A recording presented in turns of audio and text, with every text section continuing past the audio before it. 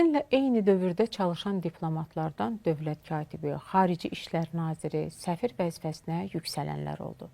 Siz isə bir müddət sonra jurnalistikanı seçdiniz, Azərtacın baş direktoru oldunuz. Niyə xarici siyasət, diplomatiya sahəsindən uzaqlaşdınız? İş arasındadır ki, mən həqiqətən həmişə diplomat olmaq istəyirdim. Amma Azərtacın rəhbəri Yefim Gurviç adlı bir şəxs var idi. Çox hazırlıqlı, deməli, çox bilikli, yaxşı redaktor idi. Hətta deməli, bizim ümummilli liderin Heydər Əliyevin yaxın bir adamı idi. Köməkli edirdi. Mərkəzi komitədə onun kabineti var idi.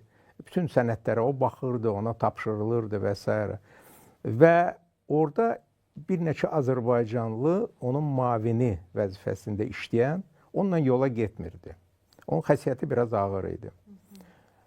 Məni dəvət elədilər. Dedilər ki, ora savadlı bir Azərbaycanlı lazımdır və diplomatik çevikliyi olan bir şəxs. Məncə həm də etibarlı. Bəli.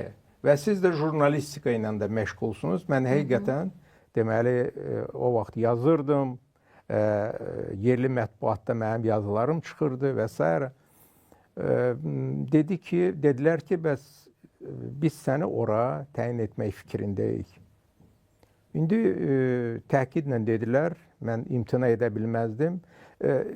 Xüsusilə elə ona görə ki, bu bir pillə idi. Çünki Dövlət İnformasiya Agentliyi o vaxt komitəyə bərabər bir təşkilat idi.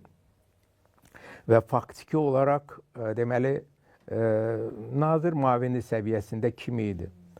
Mən razılıq verdim və məni Kamran Bağırov, o vaxt ki, ölkə rəhbəri qəbul etdi və maraqlı bir söhbətimiz oldu. Dedi ki, o çox mürəkkəb adamdır, həmin o Gurviç.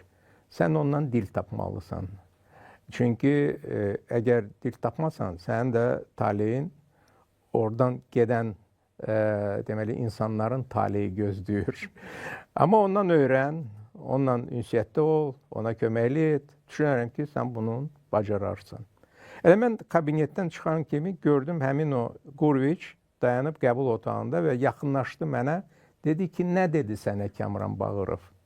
Mən indi deyə bilmərəm ki, dedi ki, sən mürəkkəb adamsan.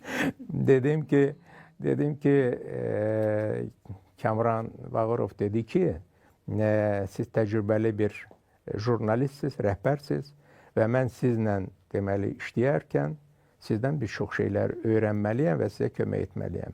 Və bununla bu məsələ bitdi. Mən orada artıq işlədim, mavin, sonra da baş direktor oldum. Siz Azərtacın rəhbəri olduğunuz dövrdə 1988-ci ildə Qarabağda separatçılıq baş qaldırdı. Həmin gərgin günlərdə Xankəndiyə ezam olunmuşdunuz və deyəsən ermənilər bir neçə gün sizin Vilayət Partiya Komitəsinin binasından çıxmağınıza imkan verməmişdilər. Faktiki olaraq girov saxlayırdılar bizi, çıxmağa imkan vermirdilər, elədir. Orada tonqal yandırırdılar, şuarlar səsləndirilirdi. Bizə qarşı, Azərbaycana qarşı, Azərbaycanlılara qarşı onlar deyirdilər ki, biz artıq müstəqil bir dövlət olmalıyıq və yaxud bizi Ermənistana birləşdirin, biz sizlə yaşamaq istəmirik. Və belə bir şəraitdə biz o binada bir neçə gün qaldıq. Gecə-gündüz elə koridorda, kresloda yatırdıq. Və o zaman ora Moskvadan deməli iki nümayəndə gəlir. Yüksək səviyyəli şəxs nümayəndə gəlmişdi. Biri Razumovski, Mərkəzi Komitənin katibi, biri də Demiçev. Politbüronun üzvlüyə namizəd.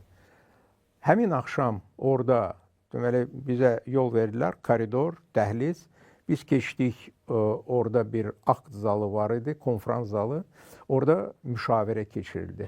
Gərginlik olub orada, kəskin qarşıdurma olub. Bəli, bəli. Mən elə onu danışmaq istəyirəm, ona yaxınlaşmaq istəyirəm. Orada həmin o müşavirə zamanı bir qadın, erməni qadını söz istədi. Deməli, hansısa bir kombinatın işçisi idi. Çıxdı tribunaya, başını çevirdi həmin o Demiçev və Razumovskiyə, dedi ki, Axı məsələ həll olunub.